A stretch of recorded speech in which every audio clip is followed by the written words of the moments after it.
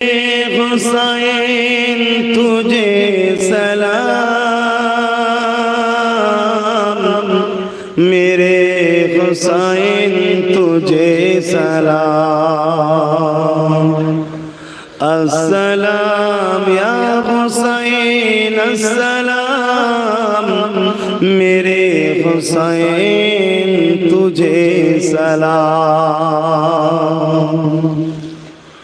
धोखे से जिसको कूफे बुलाया, बैठे बिठाए जिसको सताया, धोखे से जिसको कूफे बुलाया, बैठे बिठा के जिसको सताया, जिसके बच्चे को प्यासा रुलाया, जिसके सर पे खंजर चलाया, उस हुसैन पिला को सलाम, मेरे हुसैन तुझे सलाम। अल्लाहुम्मा सल्ली अला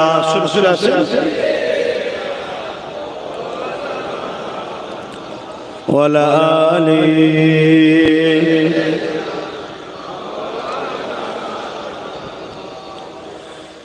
মুসলমান ঘরের ছেলে মেয়েরা তরুণেরা,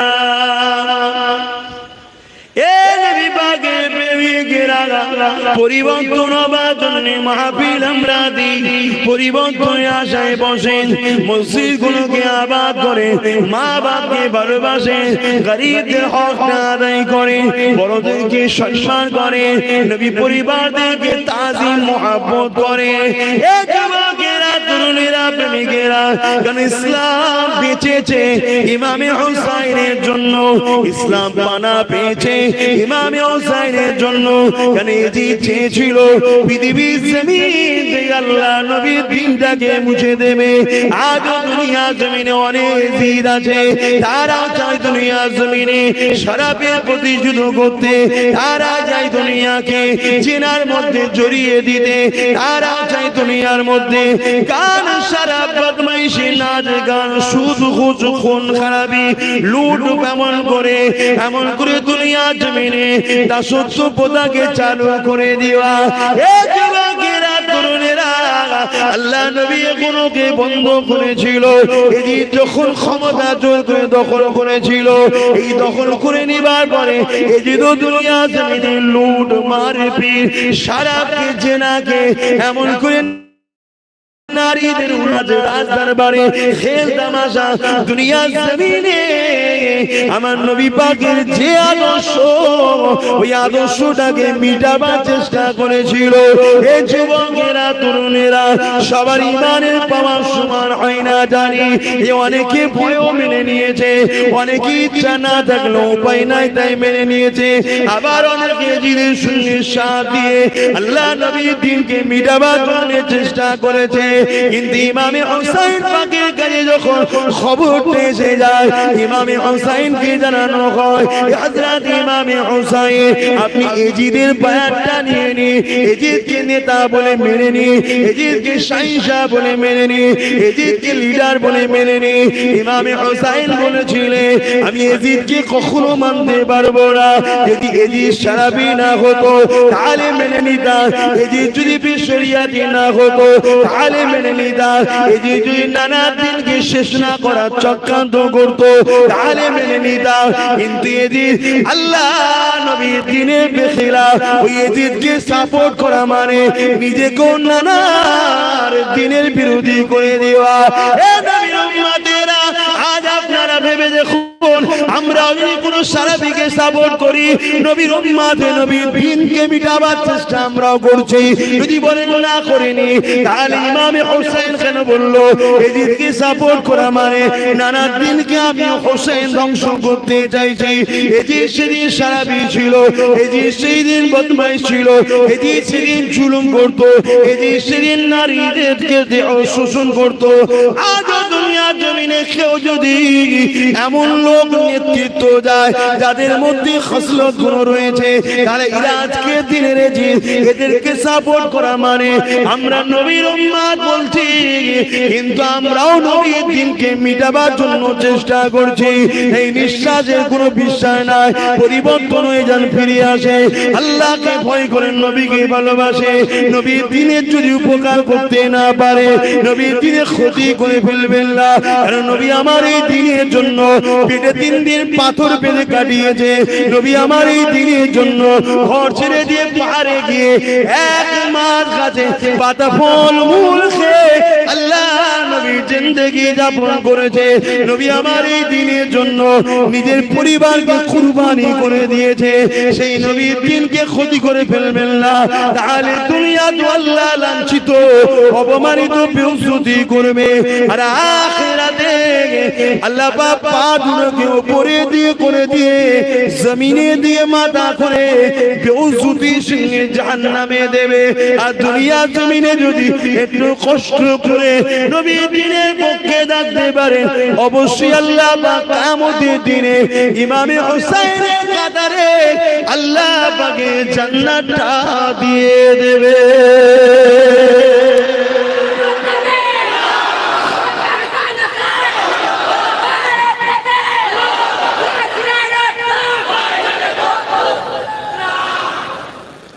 বুঝুন আমার ভাইয়েরা,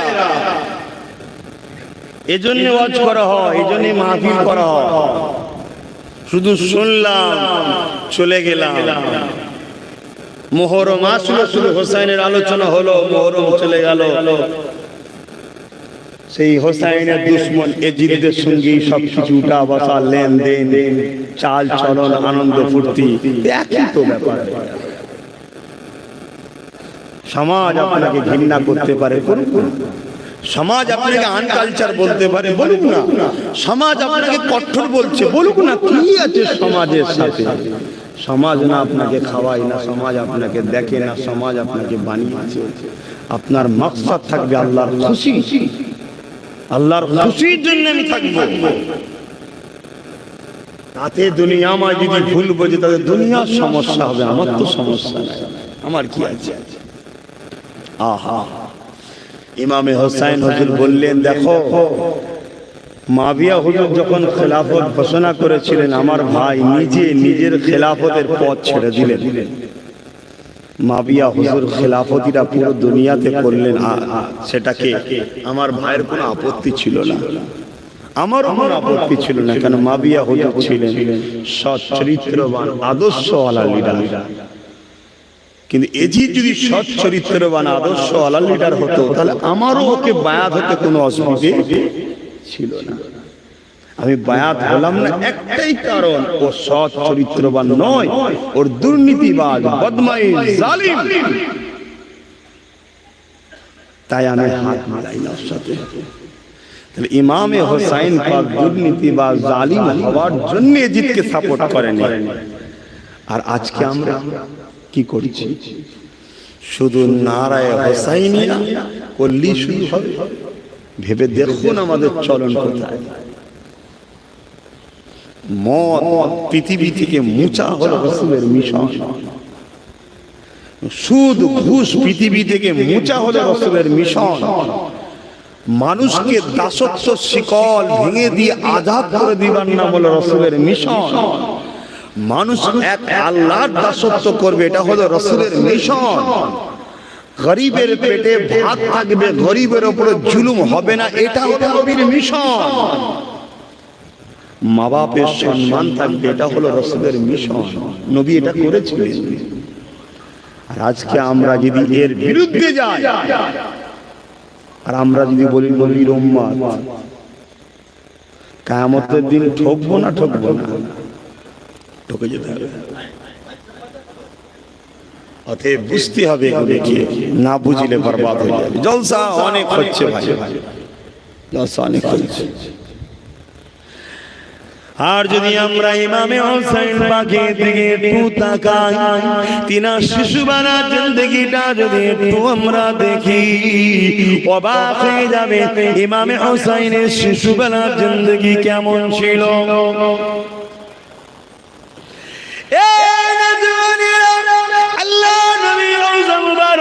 মসজিদে নববী যেটা, যেখানে নবী আমার এখনো আমার আপনার জন্য কাঁদতেছে, ওটাই আম্মা জানা আয়েশা সিদ্দিকা হুজুরের হুজরা মোবারক ছিল।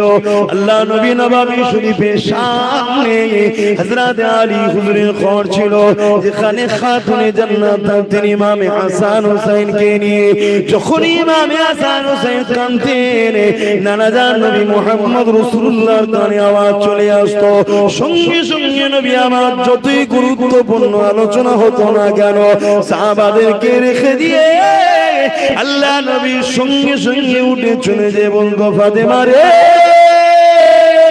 কেন কাঁদে বাচ্চা দুটো? এ ফাতেমা তুমি তো জানো আমি তোমার আব্বা, জানো এই বাচ্চা দুটো কাঁদলে আমার দিলকে সহ্য রাখতে পারি না, আমি বাচ্চা দুটোকে বড় মহব্বত করি। এ ফাতেমা রে কেন কাঁদে বাচ্চা দুটো? এইভাবে নবী আমার আদর করেছেন, বড় করেছে। একদিনের কথা, হযরত ইমামে হাসান কাঁদতে লেগেছে। আল্লাহ নবী আগে গিয়ে জিজ্ঞাসা করে, ফাতেমা কেন কাঁদে? ইয়া রাসূলুল্লাহ হাবিবাল্লাহ, ঘরে পানি নাই, পানি নাই।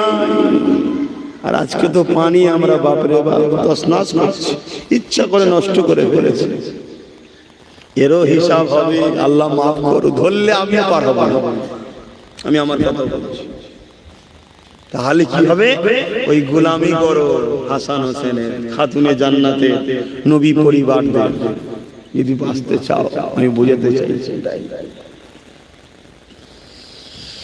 আল্লাহ নবী নিজের কোলে নিলেন ইমামে হাসান হোসেন হুজুরকে, নিজের জিহ্বা মোবারকটা বার করে দিলেন।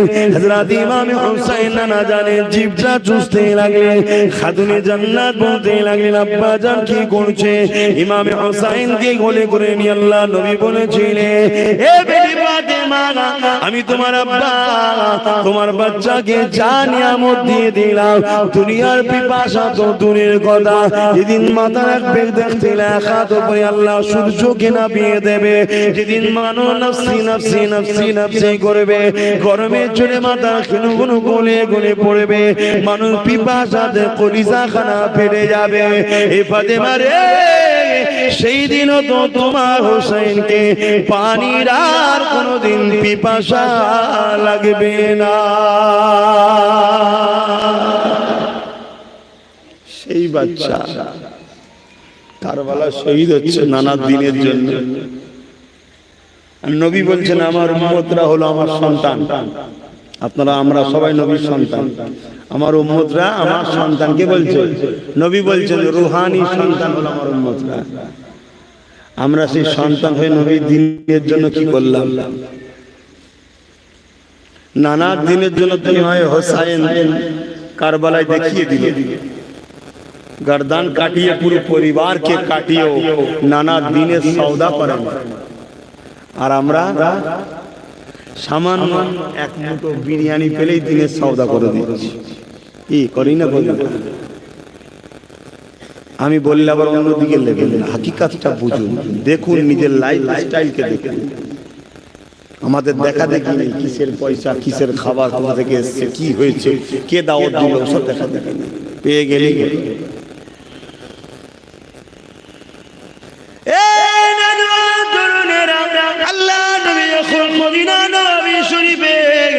এমন করে নবী আমার বসে থাকতেন।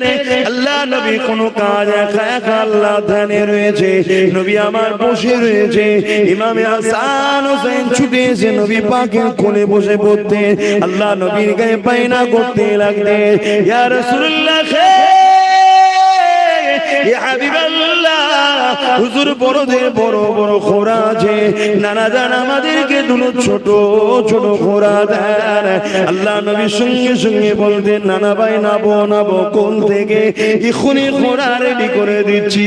আহারে দুজানের সুলতান দেখো দেখুন সঙ্গে সঙ্গে মদিনা নববী শরীফের চাতানেতে হামাগুড়ি দিয়ে বলতেন খোরা রেডি উঠে বড় হাসান হুসাইন পিঠে উঠে পড়তেন হাসান হুসাইনকে নবী আমার মদিনা নববীর চাতানের এক দিক থেকে আর এক দিকে হামাগুড়ি দিয়ে ঘোরাতে লাগতে কখনো ভেবে দেখেছেন যে বাচ্চা দুটো নবীর পিঠে চেপেছে নবী বাচ্চা দুটোর জন্য নিজেকে ঘোড়া সাজিয়েছে ঘোড়া বানিয়েছে সেই বাচ্চা দুটো আল্লাহর দ্বীনের জন্য কি পরীক্ষা দিয়েছে আর আজকে আমাদের একবেলা অভাব হলে বা একটু গরিবী সংসার হলে বা দুনিয়ায় কোনো রকম ভাবে একটু জীবন যাপন কাটাতে হয় আমাদের মাথা ঠিক থাকে না হারাম দেখাতে গেলে যা পারি লোকের পারি সব লুটে লিবার চিন্তা মেন্টালি তৈরি হয়ে গেছে এই যুবকেরা তরুণেরা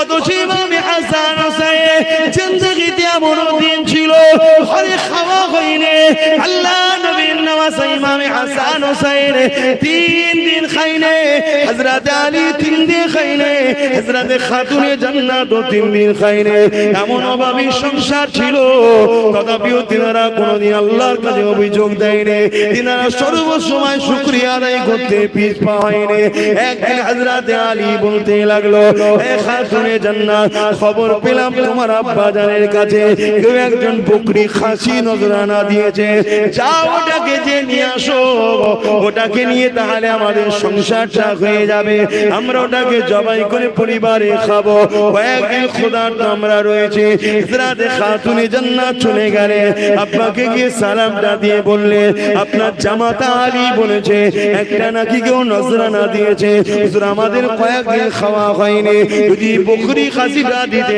আমরা হাসান হুসাইন আমি আর আপনার জামাতা মিলে একটু খেতাম আল্লাহ নবী বলেছিলেন এ ফাতেমা রে তুমি কি বকরি নিতে চাও না আমি মুহাম্মদকে দোয়া শিখাবো ওই দোয়াটা আমল করলে আল্লাহ তোমাকে আরো ভালোবাসবে আল্লাহর ওই নৈকট্য পেয়ে যাবে কোনটা নিতে চাও হযরত খাতুনে জান্নাত কয়েকদিন খোদার তো নিজে স্বামী খোদার তো দুটো ছোট ছোট বাচ্চা খোদার তো সব ভুলে গেলেন ভুলে গিয়ে বললেন আব্বা আমি আমার আল্লাহকে পেতে চাই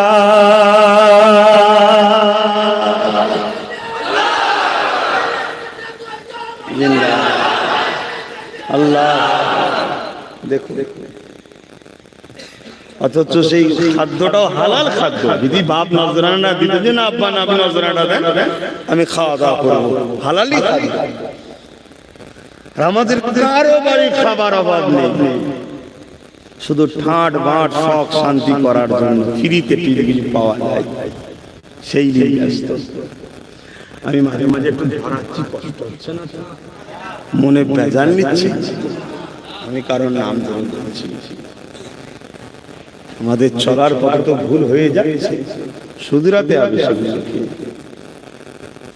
হালাল ইনকাম করুন হালাল খান হালাল পয়সায় গাড়ি হালাল পয়সায় বাড়ি হালাল পয়সায় ভালো মন্দ খাওয়া ইসলামের নিষেধ নাই কিন্তু আল্লাহ এত খাওয়ায় তথাপিও তো আমরা আল্লাহ ভুলে আছি সে আল্লাহর জন্য আল্লাহর দ্বীনের জন্য কি করলাম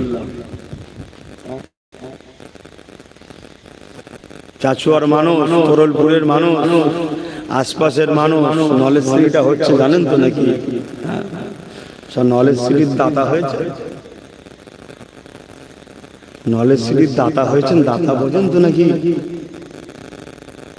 নলেজ সিটিটা করবেন না তো করতে গেলে দাতা হতে হবে তো হয়েছে না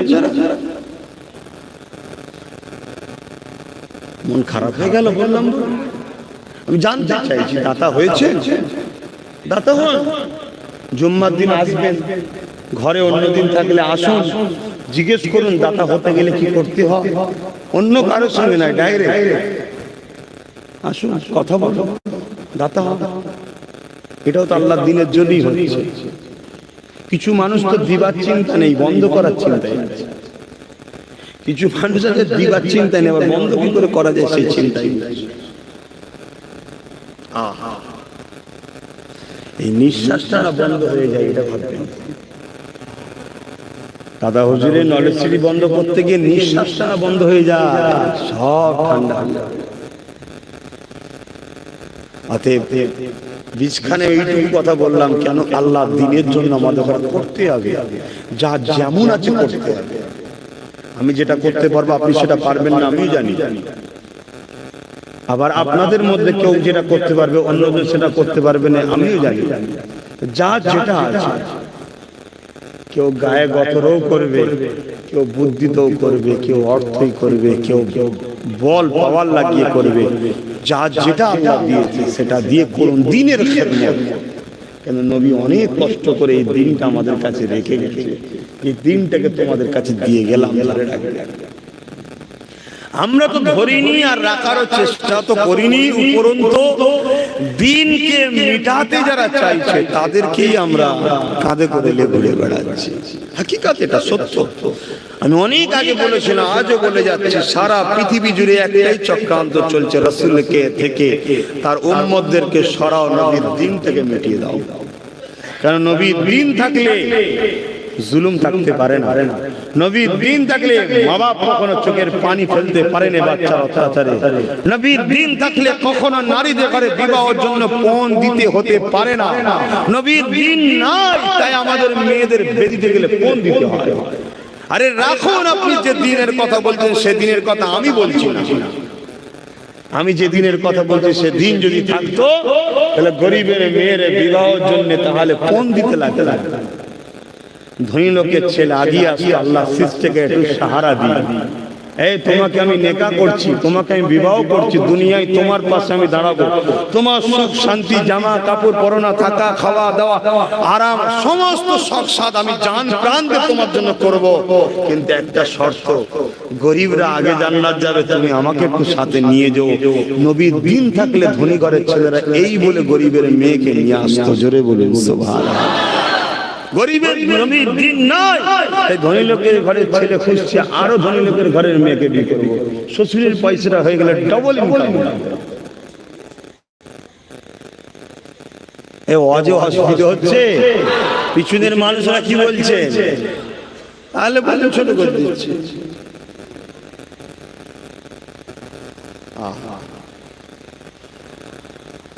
কখনো কি রাত্রির সুবার সময় আল্লাহ নবীর কথা কি মনে পড়ে না? যাহারে বাবারা নবী, মা গারা নবী, এতিম এসির নবী আমার আমাদের জন্য কতটা কষ্ট করেছে, কখনো কি মনে পড়ে না? আল্লাহ নবী এই দিনের জন্য কতটা কষ্ট করেছে, আল্লাহ নবীর ডান্ডা মুবারক শহীদ হয়েছে, নবী পাকের উপরে কত জুলুম কত কষ্ট দিয়েছে, আল্লাহ নবীকে আবু জেহেল কত অপমান করেছে। এই দিনের জন্য এই নবীর উম্মত হিসাবে আমরা দিনের খেদমত করব, আমরা দিনের প্রচার করব।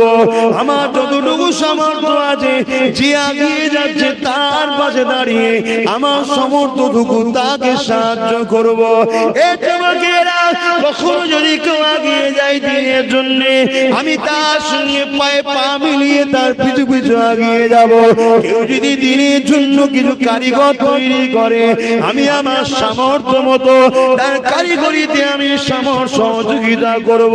কেননা নবী আমার সারা জীবনটা আমাদের জন্য কেঁদেছে, আজও কাঁদছে, কিয়ামতের দিনে কাঁদবে। বাপারা মা খারা এতিম নবী আমার এই দিনের জন্য কত কষ্ট করেছে। আল্লাহ নবী নওয়াজা হযরত ইমাম হুসাইনকে নিয়ে আল্লাহ নবী নিজের কোলে বসিয়ে দিয়ে চুমা দেয়, আর চোখের পানি হুসাইনের গায়ে পড়তে লেগেছে। এত কাঁদে আল্লাহ নবী চোখের পানিতে হুসাইন, ছোট্ট হুসাইনের গা মুবারক ভিজে যেতে লেগেছে। এমন সময় সাহাবারা জিজ্ঞাসা করলে, ইয়া রাসূলুল্লাহ, হাবিবাল্লাহ, আপনি বাচ্চাদেরকে বড় ভালোবাসে, আপনি বাচ্চাদেরকে বড় পিয়ার করে, আমরা দেখেছি আপনি যখন মদিনা নববী শরীফে দাঁড়িয়ে খুতবা দিতে লাগতেন, হাসান হোসেন যখন ওই মসজিদে নববীতে ঢুকতো, ইয়া রাসূলুল্লাহ, ইয়া হাবিবাল্লাহ, আপনার নজরটা যে হাসান হোসেনের দিয়ে পড়ে যেত, আপনি আর এক মুহূর্ত দেরি করতেন না, আগিয়ে গিয়ে কাতার ভেঙে আপনি হাসান হোসেনকে কোলে নিয়ে নিজে দুই পাশে বসিয়ে দিতে, তাদেরকে এত ভালোবাসে। ইয়া রাসূলুল্লাহ, এ হাবিবাল্লাহ আমরা দেখেছি এই বাচ্চা দুটোকে কাঁধে করে আপনি যখন বাজারে যেতেন দুদিকে কাঁধে তুলে নিয়ে ঘুরে বেড়াতেন ইয়া রাসূলুল্লাহ ইয়া হাবিবাল্লাহ, কিন্তু আজকে আপনি এই হোসাইনকে নিয়ে এত কেন কাঁদে? আল্লাহ নবী বলেছিলেন ইয়া মাসাবারা, আমাকে ফেরেশতা জানিয়ে দিয়েছে আমার আল্লাহ দিনের জন্য এই বাচ্চার উপরে এত পরীক্ষা আসবে। কারবালার ময়দানেতে আমার উম্মত বিরারকারীরা একদল লোকেরা আমার এই বাচ্চার উপরে অনেক অত্যাচার করবে, আমার বাচ্চাকে পানি পর্যন্ত দেবে না, অথচ পৃথিবীতে পানি হয় আমি রাসূল আমার ওসিলা করে তামাম কায়নাতে যা কিছু আছে আল্লাহ আমার জন্য তৈরি করেছে, আমার বাচ্চাকে পানি পর্যন্ত পান করতে দেবে না। আর কারবালার ইতিহাস খুলে দেখে না, হযরত আলী আসগরকে যখন পানি পান করাতে নিয়ে গিয়েছিল ইমামে হোসাইন, ওই সময় নিয়ে যাওয়ার পরে সীমারে দলের লোকেদের হযরত ইমামে হোসাইন বলেছিলেন এই দলের লোকেরা তোমাদের মনে হয় হোসাইনকে পানি পান করে দাও, এই বাচ্চা ঠান্ডা করা যাবে না, এই সন্তানটা রোজা যাবে না, এই বিবাহে আমাদেরকে কন্ট্রোল করতে চাইছো। এই দলের লোকেরা আমি হোসাইন বলে দিলাম এক পর্যন্ত পানি পান করবো না, এক পর্যন্ত পানি পান করবো না, কিন্তু দেখো এই ছোট্ট বাচ্চারা এক বছর বয়স হয়নি, একে একে পানি পান করতে না, গলাটা শুকিয়ে যাচ্ছে, বারবার টান ফেলে গেছে। লোকেরা এই বাচ্চাটাকে পানি পান করতে দাও, কাল কিয়ামতের ময়দানে যেদিন সবাই পানি করে পাগল হয়ে যাবে, আমার নানা জান আবে কাউসারের পানির মালিক হয়ে গেছে, ইন্না আতাইনাকাল কাউসার, কাউসার আল্লাহ দান করে দিয়েছে, সেদিন তোমাদেরকে বলি পানি পান করাবো। হতভাগা নিষ্ঠুর পাষাণ জালিমেরা, আরে নবী পরিবারের উপরে কি জুলুম হয়েছে দেখো, কি রকম আল্লাহর পরীক্ষা হয়েছে দেখো। এইভাবে জালিমরা সহ্য করলো না, যখন ইমামে হোসাইন পানি পান করাতে যাবে দূর থেকে এক সন্ত্রাস জালি তীরকে লক্ষ্য করলো, ছোট্ট বাচ্চা আলী আসগরের এই শাখির এখানে এসে তীরটা লাগলো, আর একদিকে বেরিয়ে গেল, ফিচকিরিতে বাচ্চা রক্তটা নিজের সিনা মোবারকে জামায় লেগে গেল। বাপ নিজের এক বছরের বাচ্চাকে পানি পান করাতে পারলো না, বাচ্চারা ছটফট করতে লাগলো, লড়তে আস্তে আস্তে বাপের হাতে ঠান্ডা হয়ে গেল। আসমানের দিকে তাকিয়ে ইমামে হোসেন বলেছিলেন আল্লাহ ইব্রাহিমকে পরীক্ষা নিয়েছে বাচ্চা কুরবানির জন্য, ইব্রাহিম পরীক্ষায় আগিয়েছিল কিন্তু ইব্রাহিমের বাচ্চা কুরবানি হয়নি, আজকে হোসেন তোমার দিনের জন্য নিজের ছোট বাচ্চাকে কুরবানি দিয়ে দিল।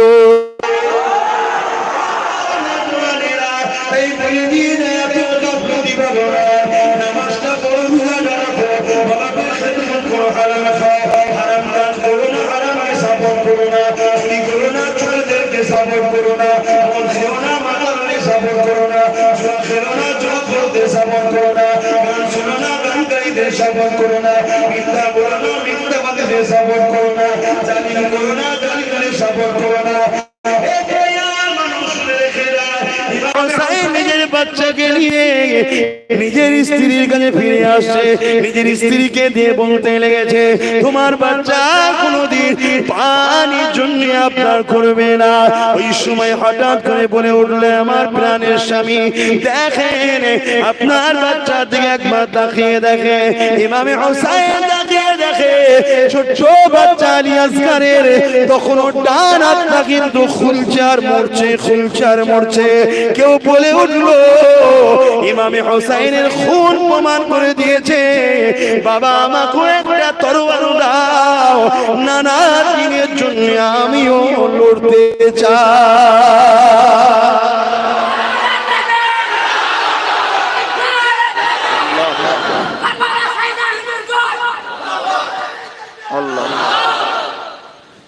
আমরা সহজে জান্নাত চলে যাব এত সহজ নয়। তাদেরকে ভালোবাসেন, তাদের এই কুরবানির ইসলামটাকে নিয়ে খেলা করা হচ্ছে। ইসলামকে গুরুত্ব দেন, ইসলামকে সম্মান দেন, ইসলামকে ভালোবাসেন, নিজের জীবনের মধ্যে ইসলাম আনেন। আহা, একটা কোনো বাড়িতে যদি একটা লোক ইন্তেকাল করে বা কোনো বাপের যদি একটা ছেলে মারা যায়, ওই বাড়িতে কত পাড়ার লোক আসবে, সবাই আত্মীয় স্বজন কাঁদবে, বাপ ছটফট করবে, কাঁদবে, তাকে সবাই বুঝাবে। ভেবে কখনো দেখেছে? তাহলে ইমামে হোসাইনের কি হয়েছিল? পুরো ঘরটা এক করে উজাড় হচ্ছে, ৭১টা লাশ নিজের কাঁধে করে কারবালার মাঠ থেকে তুলে তাঁবুতে এনেছে। ধৈর্য হারা হয়নি, শুধু একটাই কথা বলেছে, আল্লাহ এ কুরবানি তোমার জন্য কবুল করে নাও। বলুন সুবহানাল্লাহ। আর আজকে আমাদের কি অবস্থা? একটু ত্যাগ স্বীকার করতে পারছি না। লোভ লালসায় ভরা পৃথিবী আমাদের, আমরা এত লোভে পড়ে গেছি, বাঁচতে পারছি না যে কোনটা আমার জান্নাত নিয়ে যাবে, কোনটা আমাকে জাহান্নাম নিয়ে যাবে। এইটুকু বাঁচারও সময় নেই আমাদের কাছে, এত লোভে পড়ে গেছি। বিদায় নিবার আগে আরো বলে দিয়ে যায়, আল্লাহ নবী নওয়াজে ইমামে হোসেন যখন কারবালার ময়দানে দিয়ে আগাবে, পুরো পরিবারটা শহীদ হয়ে গেছে, কোন পুরুষ আর ইমামে হোসেনের তাবুতে বেঁচে না, শুধুমাত্র একজন বেঁচে আছে, ইমামে হোসেন পাকের মেজ সন্তান আলী আকবর, আলী আওসার আর আলী আসগার। বড় শহীদ হয়ে গেলে, ছোট শহীদ মেজোটা বেঁচে আছে। বিমারে ছিল, ইমামে হোসাইন পাক তাকে ইজাজত দেয়নি ময়দানে যাবার, এই বিছানায় শুয়ে আছে। সব পুরুষ শহীদ, তাবুতে যত ছিল সব শহীদ। স্ত্রীর কাছে বিদায় না, বোনের কাছে বিদায় নাই, আত্মীয় স্বজন মহিলা যারা ছিল তিনাদের সঙ্গে বিদায় নাই। ছোট্ট বাচ্চা সুকাইনাকে এমন করে নিজের স্ত্রীর গায়ে তুলে দিয়ে গেল। হুজুরের কন্যা সন্তান ছিলেন হযরত সুকাইনা, যিনাকে আমরা সাকিনা বলে জানি। হযরত সুকাইনাকে তুলে দিয়ে গেল, দিয়ে যাবার সময় দাঁড়িয়ে দাঁড়িয়ে ভাষণ দিচ্ছে। কি ভাষণ দিচ্ছে? কুল্লু নাফসিন যায়গাতুল মউত, প্রতিটা নাফসকে মৃত্যুর স্বাদ চাখতে হবে। আমার পরিবারের সদস্যরা, আমি তোমাদেরকে বলে দিয়ে যাই, নানা জান বলেছিল, আমার কাছে কিছু ওয়াদা নিয়েছিল, এই ওয়াদা পূরণের আজকে দিন এসে গেছে। নানার উম্মাহকে বাঁচাবার জন্য নানা আমার কাছে কিছু ওয়াদা, ধৈর্য ধরে থাকবে, খারাপ হবে না। কারণ কিয়ামতের দিনে আমার যখন গুনাহগার উম্মত উম্মতিদের গুনার পাল্লাটা ভারী হয়ে যাবে রে, আমি বড় উম্মতের প্রেমিক, আমি বড় উম্মতের দিওয়ানা, আমি তোমার নানা উম্মতের বড় ভালোবাসি। এ উম্মত, তুমি আমি নবীর জন্য কি করলা, আর নবী তোমার আমার জন্য কি করছে দেখো। এ বেটা হোসেন ধৈর্য ধরে থাকবে, কারণ কিয়ামতের দিনে যখন আমার উম্মতের গুনার পাল্লা ভারী হয়ে যাবে, দেখি পাল্লা হালকা হয়ে যাবে, ওই সময় আমি আল্লাহ দরবারে তোমার এই কারবালার খুনের বদলে আমি আমার উম্মতের নাজাদের জমিনদারের ব্যবস্থা করে নেব। এই হযরত হুসাইন সবর করবে, ধৈর্য ধরবে। আমার নানার সঙ্গে যে ওয়াদা ছিল, এই ওয়াদা পূরণের সময় হয়ে গেছে। কারণ কাল রাত্রিরে আমি খবর দেখেছি, নানা জান আমাকে বলেছে, দেরি করো না, দেরি করো না, চলে আসো, একটা পাত্রে আবি কাউসারের পানি নিয়ে রয়েছে, তোমাকে পান করাবো, চলে আসো। আর একটা পাত্র নিয়ে রয়েছে। আমি জিজ্ঞাসা করলাম, নানা জানে খালি পাত্র কেন? বাবা, তুমি এখন শহীদ হয়ে যাবে, তোমার খুনটাকে তোমার নানা আমি এর মধ্যে জমা করে রাখবো, কাল কিয়ামতের ময়দানে আমার উম্মত উম্মতিরা এখন আসামির কাঠ করে দাঁড়িয়ে যাবে। গুনার পাল্লা যখন ভারী হয়ে যাবে, নেকির পাল্লা যখন হালকা হয়ে যাবে, তোমার খুনের বিনিময়ে, খুনের বিন্দু বিন্দু বিন্দু বিনিময়ে আমি রাসূল আল্লাহর কাছে আমার উম্মত উম্মতিদের জামিনদারের দোয়া আশা রাখবো। এ আমার প্রিয়রা, এ আমার পরিবার পরিবারেরা সবর করবে, তোমরা ধৈর্য খারাপ হবে না, কারণ মৃত্যু সবার অবশ্যই হবে। আমার পরে জানি না তোমাদের উপরে কি জুলুম আসবে, যতই জুলুম আসুক না কেন, নানা দিনের বেখিলাফকারীদের কখনো পক্ষপাতিত্ব নেবে না, ধৈর্যের সাথে পা ফেলবে, সবরের সাথে পা ফেলবে। অবশ্যই আল্লাহ পরীক্ষা নয়, সবরকারীর সাথে আল্লাহ রয়েছে। এই বলে ইমামে হোসেন নিজের ছোট্ট কন্যা সন্তানটাকে চুমা দিয়ে বুকে করে জড়িয়ে করে আদর করে বাপ আমার বিদায় নিতে লেগেছে। ঘোড়ার পিঠে যখনই উঠে পড়েছে, যুদ্ধের লিবাসটা পরে এগিয়ে যাবে, ঘোড়াকে বলছে চলো, নানা দিনের জন্য চলো, নানা উম্মতদের বাঁচাবার জন্য চলো, সময় আমার হয়ে এসেছে। ইমামে হোসেন যখন আঘাতে লেগেছে, ঘোড়ার যেতে লাগছে না, ঘোড়াকে বারবার বলে, ঘোড়া যেতে লাগে না, ঘোড়া মাথাটা দুলে দুলে জমিনে দেখে কি দেখায়। ইমামে হোসেন কাঁধটা ঘুরিয়ে দেখে, ওই যে সুকাইনা কখন যেন এসে ঘোড়ার পা ধরে গিয়ে জড়িয়ে ধরে বলেছে, ঘোড়া তুই যাবি না রে, আমার পরিবারের সবাইকে যে বাহিনী নিয়ে নিল, আমার ভাই চলে গেল, আমার চাচতো ভাইয়েরা চলে গেল, আমার ছোট্ট ভাই আলিয়াসরা চলে গেল, এরা আমার বাবাকেও শহীদ করে দেবে। এ ঘোড়া আমার আব্বাকে তুই নিয়ে যাবি না। এইভাবে সুকাইনা কাঁদতে লেগেছে। ভেবে দেখুন, দুনিয়ার কোনো পরিবার কাঁদছে না, এটা দুনিয়ার কোনো বাচ্চা কাঁদছে না, জান্নাতি ঘরের রানী কাঁদছে, জান্নাতির ঘরের শাহজাদি কাঁদছে, আল্লাহ নবীর নামাজারা কাঁদছে, আল্লাহ নবীর বংশধররা কাঁদছে, যাদের জন্য আল্লাহ জান্নাত তৈরি করেছে, যারা কিয়ামতের জান্নাতের নেতৃত্ব দেবে, তাই পরিবারের একটা ছোট্ট কন্যা কাঁদছে। আল্লাহ নবীর নওয়াজা হযরত ইমাম হোসেন বললেন, ওই সুকাইনাকে বুকে করে জড়িয়ে ধরে আবার চুমা দিয়ে বললেন, বেটি তুমি তোমার আম্মার কাছে থাকো, আল্লাহ নবীর সঙ্গে নানা জানের সঙ্গে যে ওয়াদা করেছি, এই ওয়াদা পূরণের সময় এসে গেছে।